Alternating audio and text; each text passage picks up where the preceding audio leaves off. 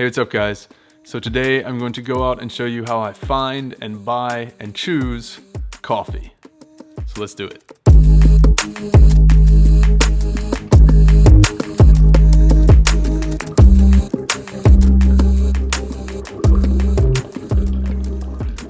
So this week my weekly coffee small group is starting back up. We're meeting tonight for the first time of the semester of this year, really.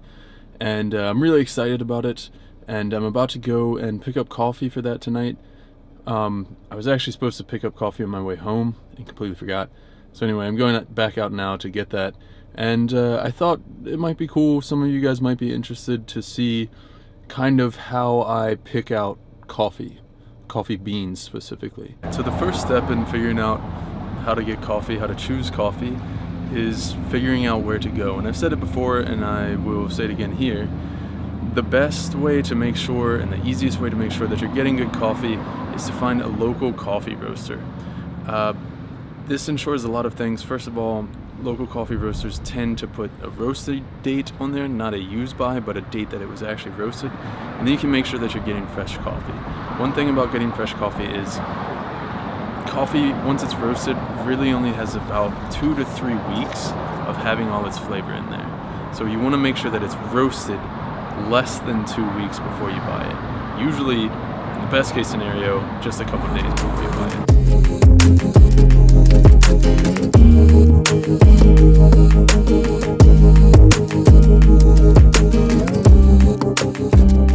Alright, so this is the bag that I ended up with, and another thing to keep in mind is single origin versus blends. And it's getting kind of loud here, so I'll tell you guys about that in the next spot. So one thing is, like I was saying earlier about the roast date, with these guys, they put the roast date right here on the bottom of the bag. Then you can just look at the date. This was yesterday. Today's Valentine's Day, by the way. Happy Valentine's. And then you know exactly how fresh it is. Like I said, your window is really only 2, maybe 3 weeks from the date that it's roasted. There isn't a whole lot of ways to get around that.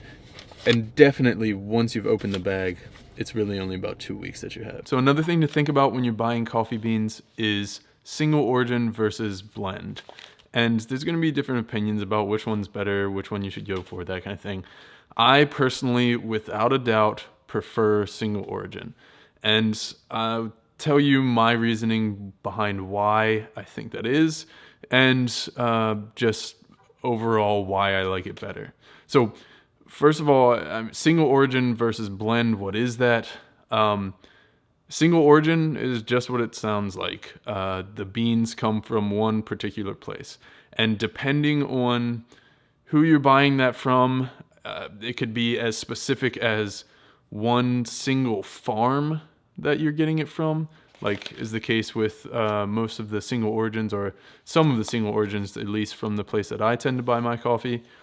It could be one country, one region, one mountain, one city. So the term single origin can be, there's differences within the term single origin. So blends, on the other hand, are beans from most of the time different countries, different areas of the world even sometimes, that are, like it says, blended together to create a specific flavor profile. So some of the pros of a blend is that you can basically craft the exact flavor profile that you want.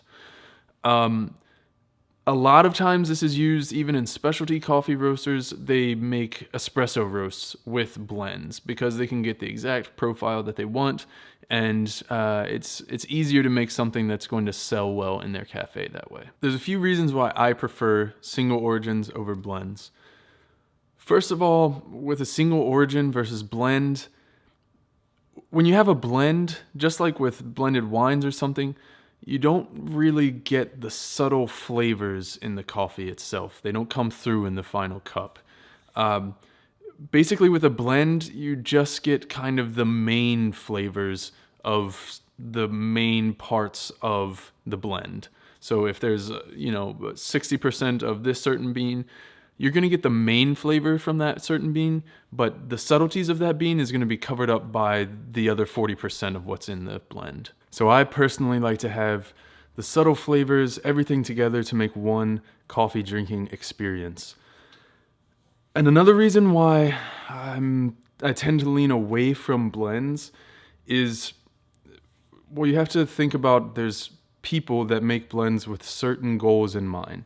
Now, some of those goals, sometimes the goal is to make something that tastes good as an espresso. And that's fine if you're making an espresso. I don't make espresso at home. I usually do pour-overs. So that isn't really aimed at what I'm doing. Now, of course, not all blends are made with, making an espresso in mind, but the ones that aren't tend to be aimed at pleasing as many customers as possible. So sometimes even at specialty coffee roasters, the blends that they make will be aimed at the people who are kind of your average coffee drinker, people who are used to drinking drip coffee and may even be using this blend to make drip coffee. So for that reason alone, blends, they usually aren't even aimed at me. So I try to steer towards single origin. And you can also learn a lot more about what the coffee is and how the coffee itself tastes, because again, you're tasting more of just that coffee itself and not having different coffees covering up any imperfections or even subtle flavors that you might want to experience from them. All right, so that was an intro and kind of an overview of picking out, choosing, buying your coffees. I hope you learned something. I hope you enjoyed it. If you did, give me a thumbs up. Let me know in the comments down below what you thought.